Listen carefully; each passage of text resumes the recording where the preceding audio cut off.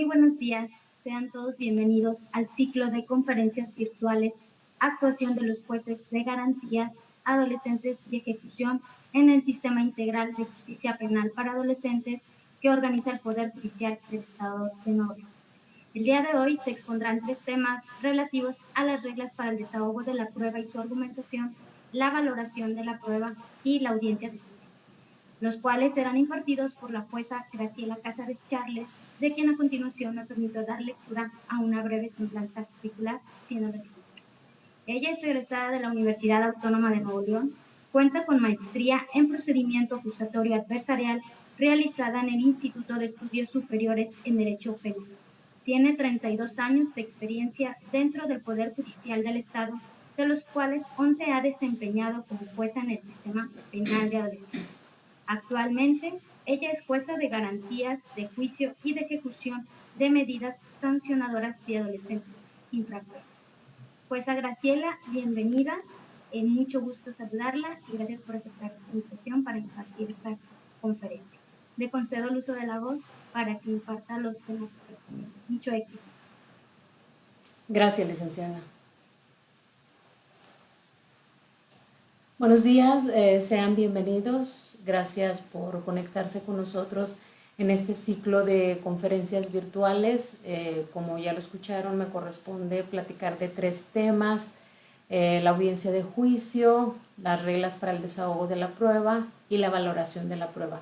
Son temas muy extensos que posiblemente no vamos a terminar de tocar de lleno. Sin embargo, bueno, pues trataré de dar las bases para que quede en la mente de todos los que se acaban de conectar la importancia que tienen también estos temas en relación al tema de adolescentes. Antes de entrar a estos 3 temas, sí es importante hacer un breve preámbulo. De una manera general hablaremos de las reformas que dieron pauta para la implementación del Sistema Integral de Justicia Penal para Adolescentes. Con anterioridad, en una ya anterior plática, se había visto algo de las reformas por lo que hace a materia de adolescentes. Sin embargo, sí es importante que demos un pequeño paseo por estas. En el día 12 de diciembre del 2005, en el Diario Oficial de la Federación, se publicó la reforma al artículo 18 de la Constitución de la República, que ordena la creación en la Federación y en las entidades federativas de un sistema integral de justicia para adolescentes. Definió y homologó en todo el país la denominada edad penal de 18 años. Instituye un sistema integral de justicia aplicable a las personas de entre 12 años cumplidos y menos de 18. Ordena la creación de instituciones, tribunales, autoridades especializadas en la procuración e impartición de justicia para adolescentes. Establece la garantía del debido proceso en favor de los menores de edad y la independencia entre las autoridades que efectúan las remisiones y aquellas que impongan las medidas. Fija la necesaria proporcionalidad de que las medidas que se dicten como sanciones a los adolescentes y ordena que el internamiento solo se aplique como medida extrema por el tiempo más breve y únicamente a los mayores de 14 años por la comisión de delitos graves. Todo ello con el fin de proteger íntegramente a los niños y adolescentes y velar por su interés superior.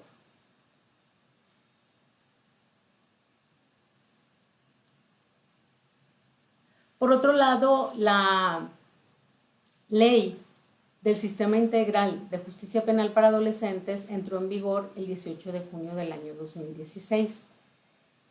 El nuevo sistema se caracteriza por su concordancia con los principios y las disposiciones de la Convención sobre los Derechos del Niño de 1990 y por ende el respeto a los derechos fundamentales de los adolescentes acusados en la comisión de una conducta tipificada como delito en las leyes penales. El sistema integral de justicia se fundamenta en el reconocimiento de los adolescentes como sujetos titulares de derechos y obligaciones, por tanto, como seres con dignidad, autonomía y capacidad para entender el carácter lícito o ilícito de sus actos y ser responsable de esas conductas.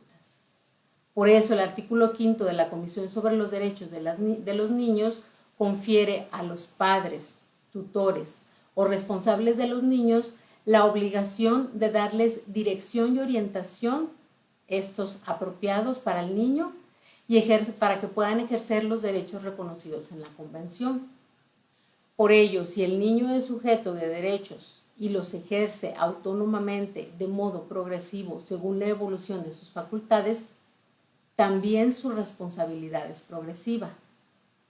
En este sistema integral de justicia para adolescentes se trata de valorar o juzgar los actos de los niños en relación con su realidad jurídica, no en comparación con la de los adultos.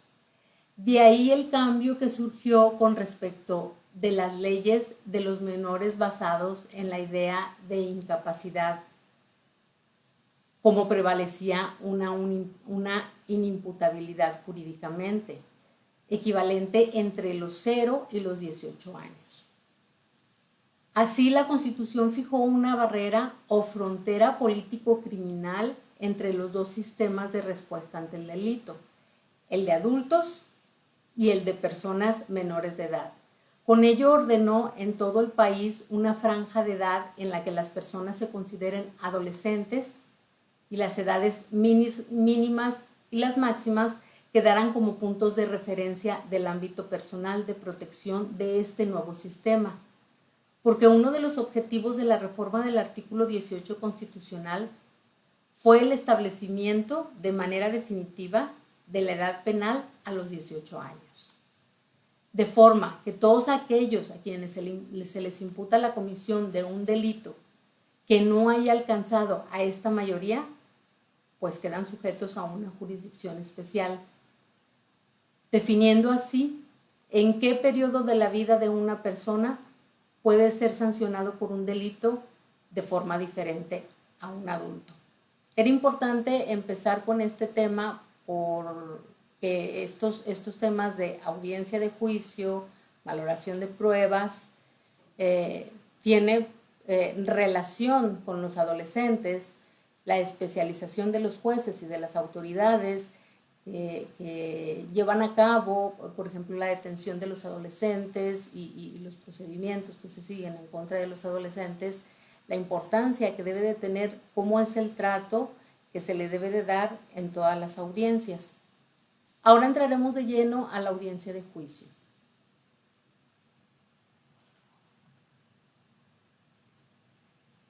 El juicio es la etapa de decisión de las cuestiones esenciales del proceso. Se realiza sobre la base de la acusación y asegura la concreción de los principios de oralidad, continuidad, contradicción y concentración. Se respeta el procedimiento acusatorio en donde el Ministerio Público investiga, el juez valora y resuelve y se garantiza el derecho de defensa. Oral, porque implica la utilización de palabras como medio de comunicación y garantiza la fluidez y operatividad del debate. La inmediación se garantiza porque se garantiza la relación directa entre el juez y las partes, el juez y los medios de prueba. El juzgador, la defensa y el Ministerio Público desarrollan su función directamente. La contradicción se garantiza la capacidad de examen y contraexamen en audiencia. Esto consiste en dar vista a la parte contraria para que diga lo que en su derecho convenga con el fin de que a toda acción le corresponde una reacción. Concentración y continuidad. Con estos principios se garantiza que las audiencias se difieran solo excepcionalmente. Al juez de juicio le corresponde presidir la audiencia, el desahogo de las pruebas a fin de estar en posibilidad de resolver respecto de la responsabilidad del adolescente y, en su caso, la imposición de la medida sancionadora adecuada. Los sujetos procesales importantes que deben de estar en todo procedimiento y sobre todo en la audiencia de juicio son el adolescente, el defensor, el Ministerio Público, la víctima o ofendido y el asesor. Un aspecto también importante en materia de adolescentes en el desarrollo de las audiencias es que la ley de la materia ha establecido que es importante que el adolescente en las audiencias tenga un acompañamiento o persona de su confianza. Este acompañamiento es como una asistencia general a la persona del adolescente durante el procedimiento. No es el asesoramiento legal, es de naturaleza psicológica y emotiva este acompañamiento. Y quienes cumplen con este requisito lo son los padres del adolescente o el tutor, y a falta de ellos, una profesional de la salud, es decir, una psicóloga. Actualmente se han presentado casos en los que el adolescente se presenta sin sus padres a la audiencia, sobre todo en las audiencias iniciales o en las audiencias de control de detención, en donde ya estando en dicha audiencia nos damos cuenta que el adolescente no es de este estado, que se vino solo, que no tiene ningún familiar, o simplemente, porque han tocado también en ocasiones, que se salen de su domicilio y no quieren proporcionar datos de la familia. En este caso es importante la atención que las autoridades debemos tener con el cuidado de la integridad física y mental del adolescente, así como la protección de sus derechos humanos, atendiendo así a los instrumentos internacionales sobre protección de las niñas, niños y adolescentes, pues de las cuales emanan diversas leyes y reglamentos nacionales y estatales, como por ejemplo la Ley de Derechos de las Niñas, Niños y Adolescentes para el Estado de Nuevo León, cuyo objetivo es garantizar la protección y el ejercicio de sus derechos, siendo el principal rector el interés superior de la niñez. La Procuraduría de Protección es la institución encargada de velar porque se cumpla con ese objetivo, ya que siempre que se encuentra a un adolescente en el contexto de la comisión de un delito, debe de notificarse inmediatamente a quien ejerza la patria potestad, la tutela, guarda y custodia, así como la Procuraduría, pues a falta de quien ejerce la representación originaria de los adolescentes, como son los padres o los tutores o quien tiene la custodia, la autoridad administrativa competente para ejercer la representación en suplencia, y así lo señala la ley de protección, en este caso lo sería la Procuraduría de Protección, con base en el interés superior de la niñez. Y esta representación en suplencia prevalece en todo el procedimiento. En ocasiones hemos llegado a juicio y tenemos una representación supletoria a cargo de psicólogas del DIF. Esto es importante mencionarlo porque si para llegar a juicio nos tardamos 2 meses, 3 meses, en ese tiempo el adolescente sigue sin haber sido visitado por sus papás. Entonces, quien debe de hacerse cargo de ese adolescente lo es la Procuraduría de Protección a través de sus diferentes instituciones del DIF, a través de sus diferentes profesionales como los psicólogos o trabajadores sociales, que una vez de que las autoridades les dan del conocimiento acerca de que el adolescente a quien se le está siguiendo una causa penal no tiene familia o no quiere dar domicilio o simplemente no tiene familia aquí en el estado, ellos se encargan de hacer las investigaciones correspondientes para poder localizar a algún familiar, ya sea en este o en otro estado, para mantener la comunicación correspondiente. Pero sí nos ha tocado que llegamos a juicio y aún así tenemos una representación supletoria como lo es por parte de la Procuraduría de Protección a través de sus psicólogos cumpliendo así con lo establecido por el artículo 42 de la Ley Nacional del Sistema Integral de Justicia Penal para Adolescentes y cuidando el aspecto emotivo y psicológico del adolescente quien enfrenta una causa penal. Bien, ahora sí, en cuanto al desarrollo de lo que es la audiencia.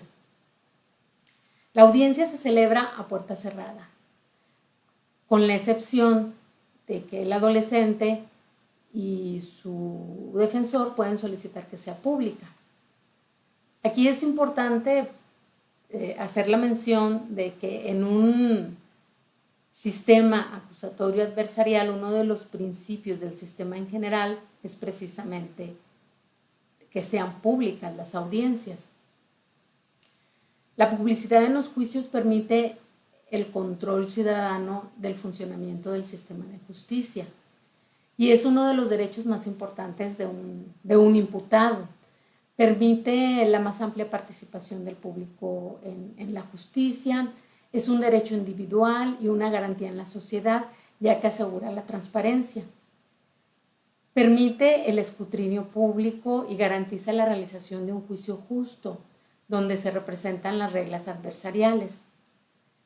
Pero este derecho, incluso en el sistema acusatorio adversarial en general, puede limitarse por la afectación que sufren otros derechos o valores considerados socialmente más relevantes. En el caso de justicia para adolescentes, debido a que la publicidad en su situación ante la justicia, por la exhibición que implica, podría resultar dañina para su desarrollo, es decir, para el desarrollo del adolescente a quien se le instruye el proceso. También limitar sus posibilidades futuras de reintegrarse efectivamente a la comunidad. Esto atendiendo al interés superior de la niñez, porque puede gravitar su vida futura. La Convención sobre Derechos del Niño menciona que a los niños acusados de crímenes debe respetarse totalmente su privacidad en todas las etapas del proceso. Es por ello que al realizar el análisis del proyecto por el cual se expide la Ley Nacional del Sistema Integral de Justicia Penal para Adolescentes, la Comisión de Justicia de la 63ª Legislatura de la Cámara de Diputados del Congreso de la Unión determinó que todas las audiencias se realizaran a puerta cerrada, con la excepción de que si el adolescente y su defensor pudieran solicitar que ésta fuera pública. Por ello, entonces, en la operatividad, las audiencias inician a puerta cerrada, a menos que lo solicite el defensor o el adolescente, que éstas sean públicas. Siguiendo con el desarrollo de la audiencia de juicio, para el desarrollo de la misma se observan las reglas de lo dispuesto por el Código Nacional de Procedimientos Penales. Así lo establece el artículo 142 de la propia ley de la materia. En todo el procedimiento para adolescentes se cumple con el respeto al debido proceso legal. El artículo 18 de la Constitución Política de los Estados Unidos Mexicanos establece que en todos los procedimientos seguidos a los adolescentes se observará la garantía del debido proceso y el respeto a todos sus derechos. Los elementos constitutivos de la garantía del debido proceso legal son los siguientes: un juicio ante juez competente, separación entre el órgano de acusación y de decisión, procedimientos rápidos, es decir, dentro de un plazo de 6 meses, y estos 6 meses empiezan a contar desde la vinculación al proceso del adolescente hasta el dictado de sentencia. El respeto a un procedimiento que se base en el principio de la contradicción, un procedimiento que garantice el derecho a la defensa, que garantice el derecho a la libertad y a la presunción de inocencia, que implica la carga de la prueba para el órgano acusador.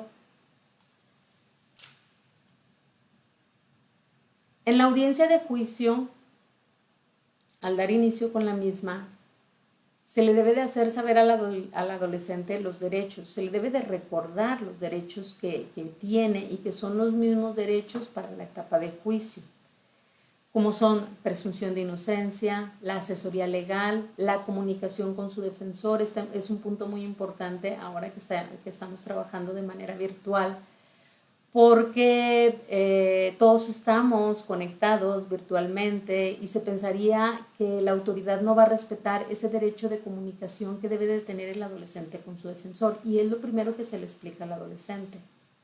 Aun y cuando estamos de manera virtual y no tienes a un lado a tu defensor, en cualquier momento de la audiencia, si quieres platicar con él, me haces del conocimiento, hacemos los recesos correspondientes, nos desconectamos todos las restantes partes que estamos dentro de la audiencia y se deja únicamente y de manera privada al adolescente para que platique con su defensor. Posteriormente, ya el defensor entablará comunicación con gestión judicial para hacerle el conocimiento que ya concluyó con la plática o entrevista que pueda tener con él, y ya nos hace el conocimiento a las partes para poder conectarnos. Se le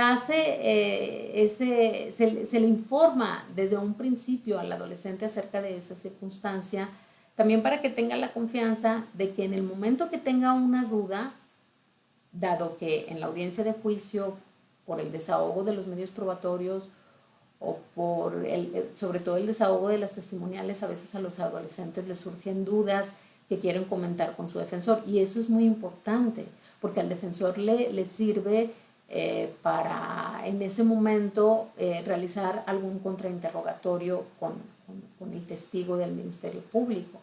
Entonces se le explica al adolescente en cualquier momento de la audiencia, incluso cuando esté declarando un testigo, tú levantas la mano.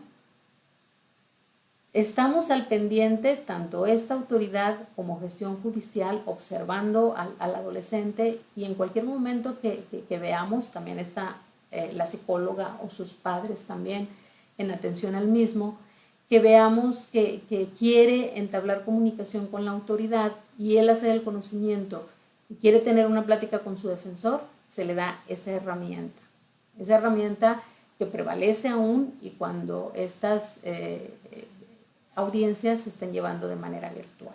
Eso no cambia. Tenemos que hacer que el adolescente se sienta que tiene a un lado a su defensor también en las diferentes audiencias. Otro de los derechos es guardar silencio con respecto de los hechos de la acusación que en ese momento pues se le hace del conocimiento, se le da lectura. A ser escuchado, como ya lo referí, observamos que el adolescente, si tiene una inquietud de hablar en el momento, pues lo canalizamos inmediatamente con su defensor para ver si su defensor le permite, con el asesoramiento que tenga, pues hablar dentro de la audiencia, o posiblemente sea solo una consulta que a él le quiera hacer. Y pues tiene que estar presente en toda la audiencia, se le pide que ponga atención a toda la audiencia porque van a desfilar los testigos propuestos por el agente del Ministerio Público, pero también por parte de la defensa, y que es importante que ponga atención. Y bueno, pues la audiencia que debe de ser a puerta cerrada. Posterior a hacerle saber acerca de sus derechos al adolescente, se le hace saber de la acusación en su contra, se le da lectura por parte de la autoridad. Después de darle lectura se le pregunta si entiende los hechos que se le acusan. Si contesta que no, el juez tiene la obligación de hacerle una explicación de la acusación de manera sencilla para su mayor comprensión. Un aspecto también importante dentro de la audiencia de juicio es el alegato de apertura. El alegato son argumentaciones verbales del Ministerio Público, asesor jurídico y defensor, que expresan razones de hecho y de derecho en defensa de sus intereses jurídicos, pretendiendo demostrar al juzgador que las pruebas desahogadas confirman su derecho en forma que permitan al juez contar con información de alta calidad para la toma de sus decisiones, y pues que no se tomen en cuenta los argumentos y probanzas de la contraparte. Es necesario que, por lo que hace al Ministerio Público, la acusación se realice en términos unívocos y precisos, idóneos para describir exactamente el hecho atribuido. Debe de ser completa y sustentar la responsabilidad del adolescente. Esto es porque en el sistema acusatorio el juez decide la contienda en relación con el debate, donde las partes tienen igualdad de oportunidades sin privilegios de unos y de otros. Por lo que hace al alegato de la defensa, este podrá formular o no alegato de apertura. Así lo establece el artículo 394 del Código Nacional de Procedimientos Penales, al decir textualmente: podrá expresar lo que al interés del imputado convenga en forma concreta y oral. Entonces, la defensa puede o no hacer uso de ese derecho.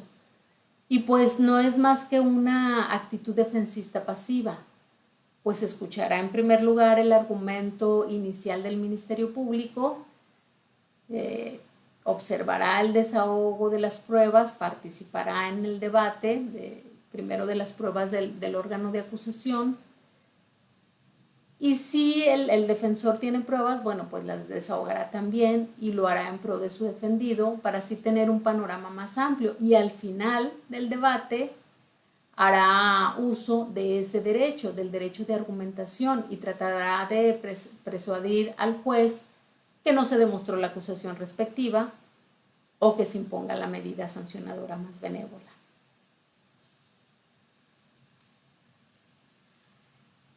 Otro de los temas que me corresponde es las reglas para el desahogo de la prueba.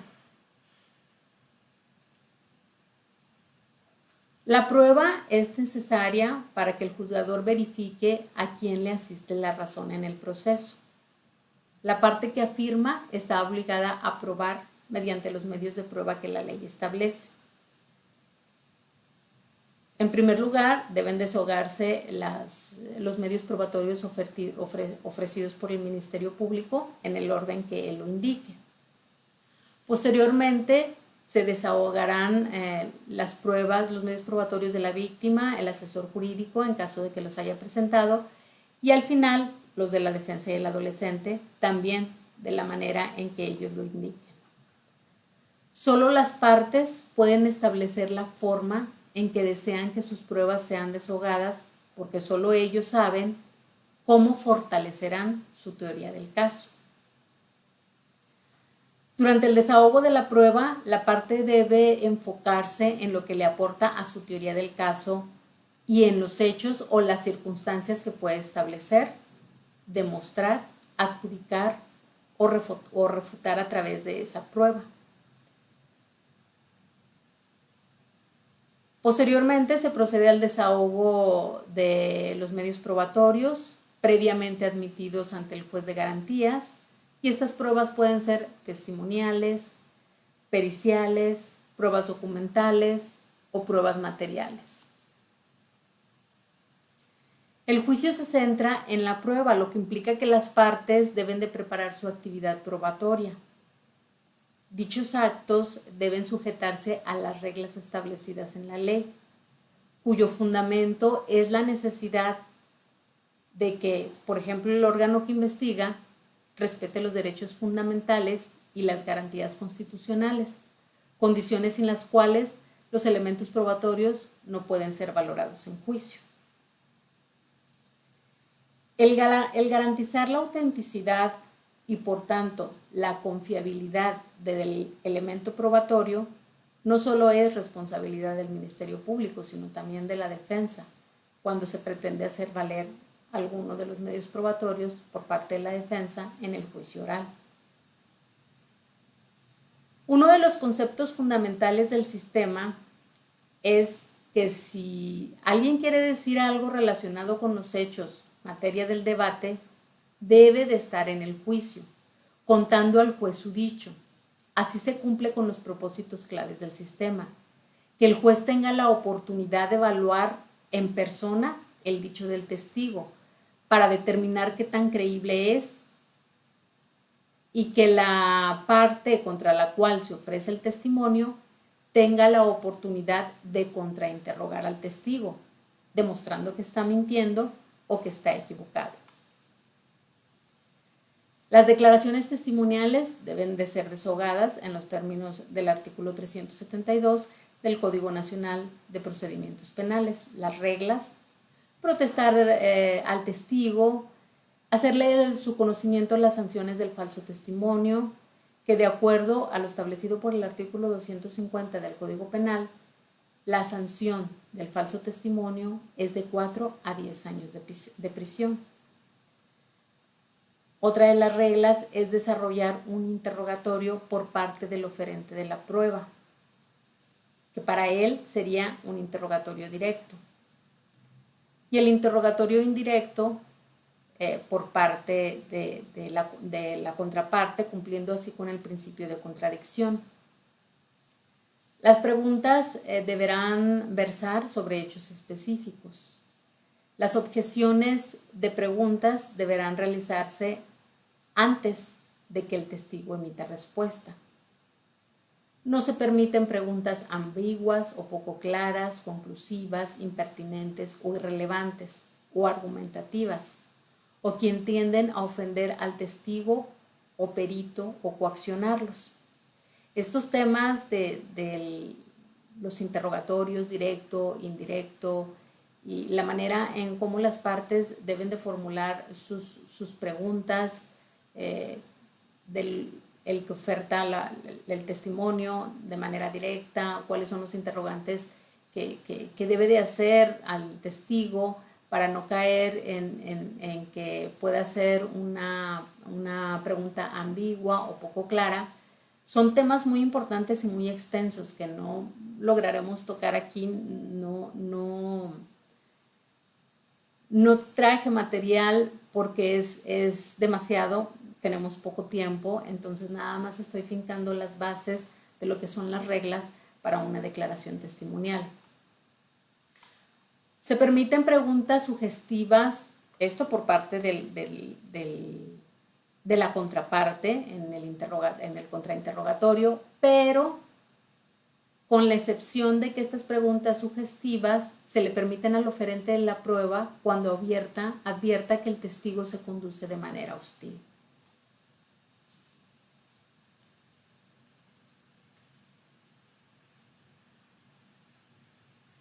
Un dato también importante, una regla importante que viene en el medio probatorio de lo que es el testimonio es la facultad de abstención, la facultad de abstenerse de declarar.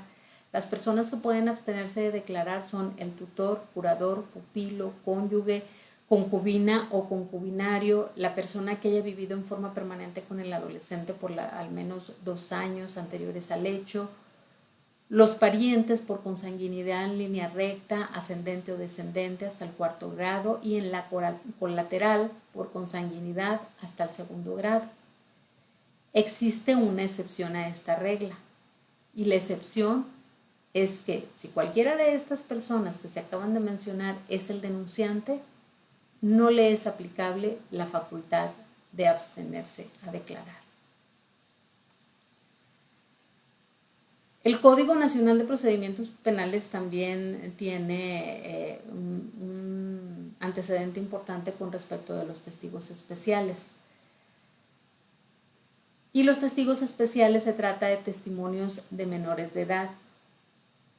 Y su actuación en juicio tiene relación con el protocolo de actuación para quienes imparten la justicia en caso de que afecten niñas, niños y adolescentes, propuesto por la Suprema Corte de Justicia de la Nación en febrero del año 2012. Al comparecer a juicio, la menor víctima o testigo debe de ser presentado con personal capacitado en psiquiatría o psicología o trabajo social o cualquier otro con conocimiento de la rama para la atención y asistencia en la audiencia, actuando incluso como intermediario para que no se establezca un debate directo.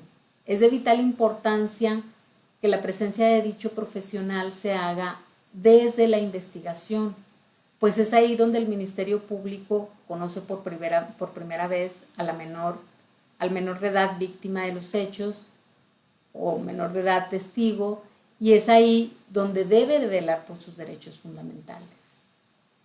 El instrumento jurídico del cual emana el protocolo es el de directrices sobre justicia en asuntos concernientes a los niños víctimas y testigos de delito, del cual, entre otros aspectos, emite opinión acerca de que el apoyo de especialistas en niños víctimas o testigos es a partir del informe inicial y de manera continua hasta que estos servicios ya no se requieran más.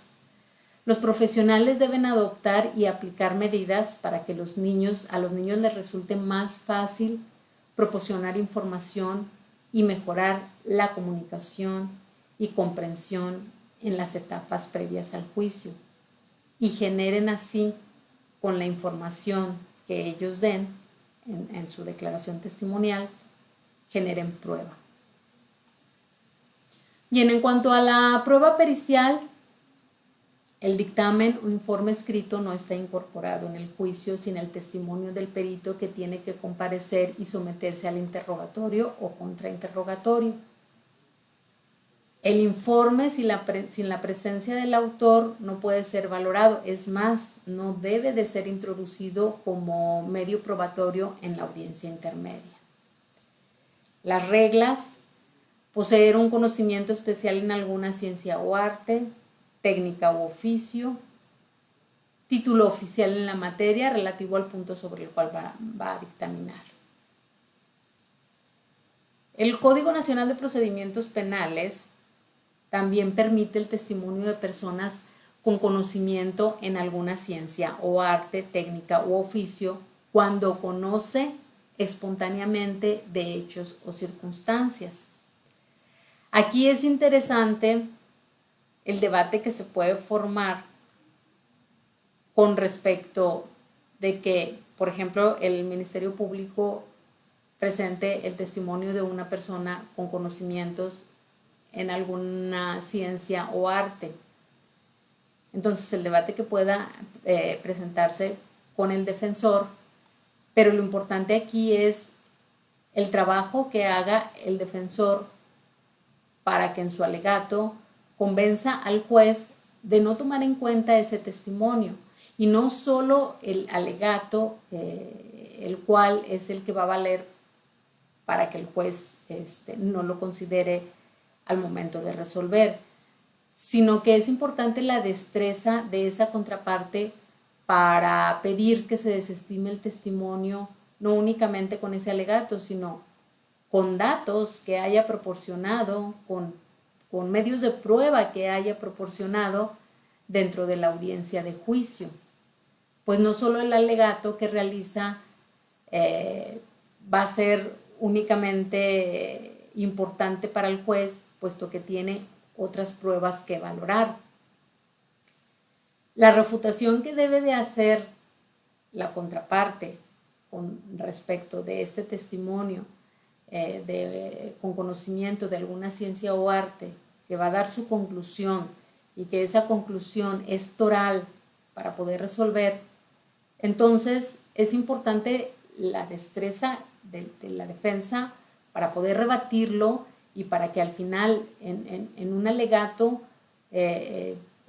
ante el juez, en el alegato final, pueda obtener que el mismo juez lo desestime, pero para ello necesita un apoyo que debe de trabajar dentro de la audiencia de juicio en el desahogo de algún medio probatorio que vaya encaminado a desestimar ese testimonio que está presentando el Ministerio Público como una persona con conocimiento en algún arte, técnica u oficio. Los peritos son una particular especie de testigos. Se trata de personas que cuentan con información relevante acerca del caso que se está juzgando y deben de ir a juicio para dar cuenta de ello en forma oral.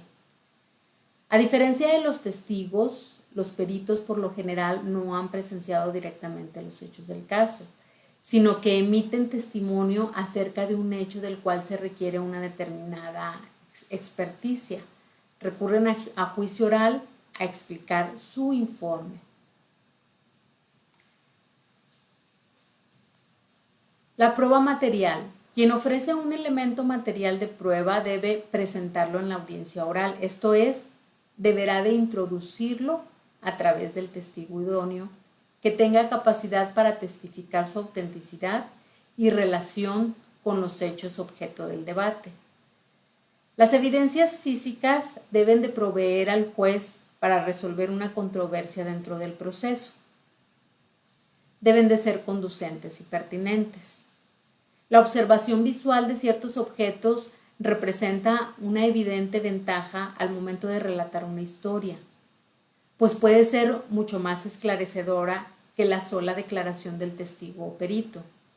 De ahí la importancia de revisar de manera en que estos medios de prueba pueden ser incorporados al juicio oral, con la finalidad de que su valoración sea exitosa. Esto debe de acreditarse seleccionando aquel testigo que mejor pueda dar cuenta del objeto en algún momento relevante de la versión de los hechos. La incorporación de documentos requiere de alguna regla para asegurar su autenticidad y procedencia. Se considera documento a todo soporte material que contenga información sobre algún hecho y solo se podrá incorporar a juicio cuando haya sido previamente acreditado, es decir, demostrar que proviene de la fuente u origen representado por la parte que solicita su incorporación. Es decir, resulta necesario que alguien testifique sobre el documento por el conocimiento directo o de oídas que tenga, de modo tal que el juez adquiera la convicción comprobatoria correspondiente. Por ello, el documento debe de incorporarse al juicio por medio de un testigo.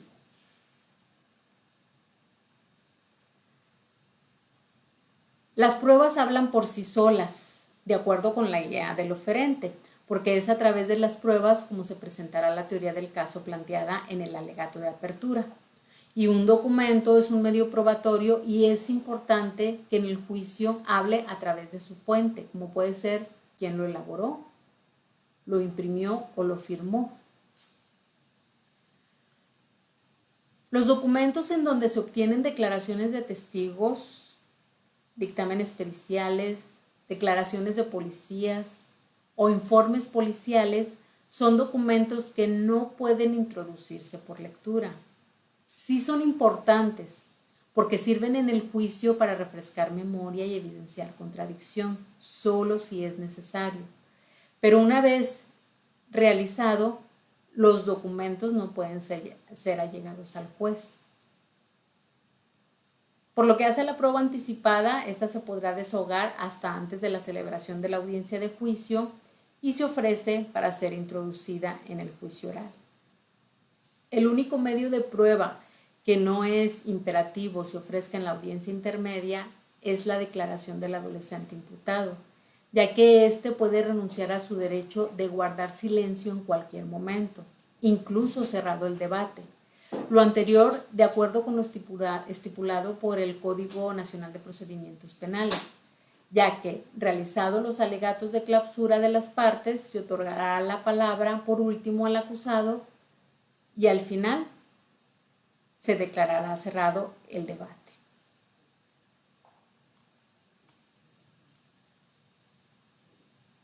En fin, en el desahogo de los medios probatorios es donde se materializan todos los principios del sistema acusatorio.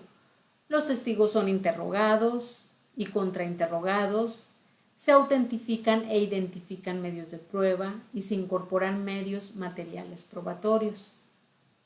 Actualmente, el rol del Ministerio Público está totalmente definido desde la etapa de investigación, pues quien conoce desde esta etapa es el mismo que llega a juicio, lo cual resulta de suma importancia, porque llega más preparado al juicio. Sabrá si es más beneficioso para la víctima alguna salida alterna. Solo él sabe cómo integrar su teoría del caso, pues desde la llegada de una noticia de la comisión de un delito, dirigirá la operatividad y en base a ello dará una solución más convincente para que se repare el daño a la víctima u ofendido y por lo tanto desarrollará desde el inicio una investigación que le permita esclarecer los hechos y determinar si es pertinente o no ejercer la acción penal. Y en caso de así hacerlo, recopilar los medios probatorios que en su momento podrá llevar y desahogar en juicio. La concentración es también muy importante a la forma en que deben de programarse y desarrollarse y excepcionalmente suspenderse las audiencias de juzgamiento. La regla general es que deben realizarse tantas audiencias continuas como sean necesarias para garantizar que el juez concentre su atención en un solo asunto, evitando así la dilación de los procedimientos y los fallos basados en prácticas de prueba y debates probatorio interrumpidos que producen perder el hilo de la controversia. En todo momento se debe de garantizar los derechos al adolescente, pues de acuerdo al protocolo de actuación para quienes imparten justicia en caso de que afecten niñas, niños y adolescentes, elaborado por la Presidencia de la Suprema Corte de Justicia de la Nación, que señala una serie de principios de carácter general que de acuerdo con los instrumentos internacionales pues deben de ser observados en cualquier momento del proceso de justicia en el que están involucrados las niñas, niños o adolescentes, como por ejemplo las demoras largas o innecesarias y otros requerimientos legales que puedan ser intimidatorios y causar repercusiones a largo plazo en su desenvolvimiento. El objetivo que se busca es que el juicio sea adecuado, de conformidad con el desarrollo y la sensibilidad del adolescente y lo menos perjudicial posible. El juez deberá de valorar que el adolescente se encuentre presente en la audiencia el menor tiempo posible para el efecto de desahogar las audiencias. Es decir, los jueces especializados en adolescentes deben de considerar el bienestar de estos por ser sometidos a un procedimiento judicial. Después del desahogo de los medios probatorios, siguiendo con la audiencia de juicio, corresponde el alegato final. El alegato de conclusión considero que es el momento estratégico en que se unen las piezas de la teoría del caso. Se emite después de que se ha producido la prueba en la audiencia de juicio. En la práctica, a veces las partes simplemente relatan lo que se desahogó en la audiencia de juicio, repitiendo lo que dijeron cada uno de los testigos, a unas sabiendas de que está presente el juez y de que el juez escuchó a todos los testigos y presenció la introducción de todos los medios probatorios, llámese documentos o llámese prueba material. Sin embargo, en la práctica muchas veces lo único que hacen es repetir lo que ya los testigos dijeron y lo que escuchó el juez. No explican por qué el juez debe de valorar las pruebas que se desahogaron.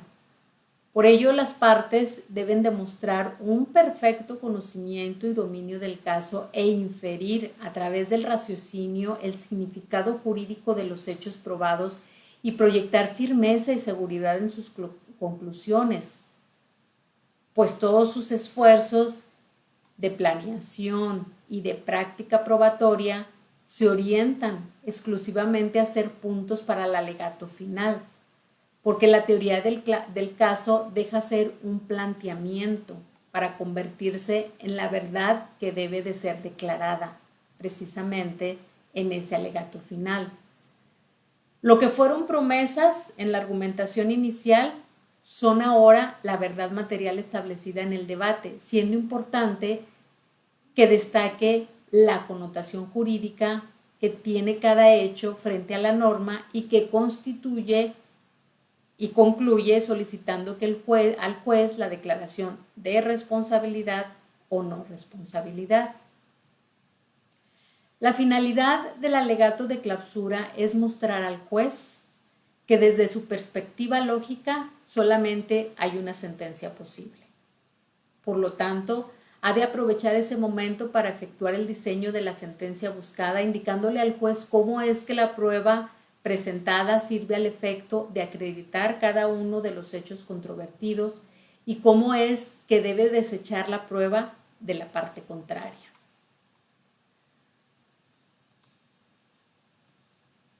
Pudiéramos decir que una estructura sencilla del alegato final se construye de esta manera. Establecer el tema, el cual es el mismo que anunció en su alegato de apertura. Los hechos, el relato de los elementos fácticos que explican su historia de inicio a fin, sin paréntesis innecesarios, en tiempo pasado y en tercera persona. Hablar de las pruebas, ya no son medios de prueba, puesto que ya se deshogaron frente al juez causando convicción. El fundamento jurídico, es decir, el que anunció y explicó en su alegato de apertura. Este debe de estar íntimamente ligado a los hechos y pruebas que los sustentan. Y la conclusión, que es la explicación del por qué el tribunal debe fallar en su favor, resaltando los elementos de la teoría del caso que más apoyen su propia teoría.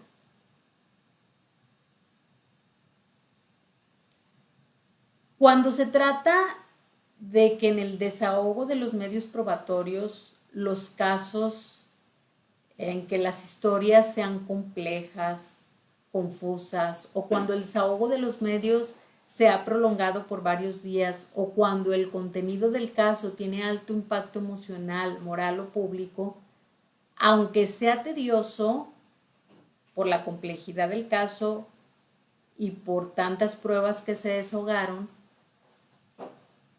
se sugiere que se respete la prueba rendida, esto en el alegato final, es decir, que se hable de la prueba, de cada una de las pruebas, desglosando los aspectos centrales para provocar la atención del juez sobre aquellos testigos que declararon acerca de los hechos controvertidos de la historia en disputa entre las versiones del Ministerio Público y la defensa. Es decir, se recurre a aquellos testimonios precisos y determinados que apuntan al relato fáctico con relevancia jurídica. No importa que el asunto se trate de demasiado extenso y con muchas pruebas. Es importante mencionar los medios probatorios y por qué y llevar una estructura como la que acabo de mencionar. También se puede argumentar de manera cronológica, tratándose de juicios largos. Por lo tanto, debe mostrarse al juez la historia completa, mezclando declaraciones de testigos y demás pruebas desahogadas. Por último, un buen alegato final debe comportarse, así lo pienso yo,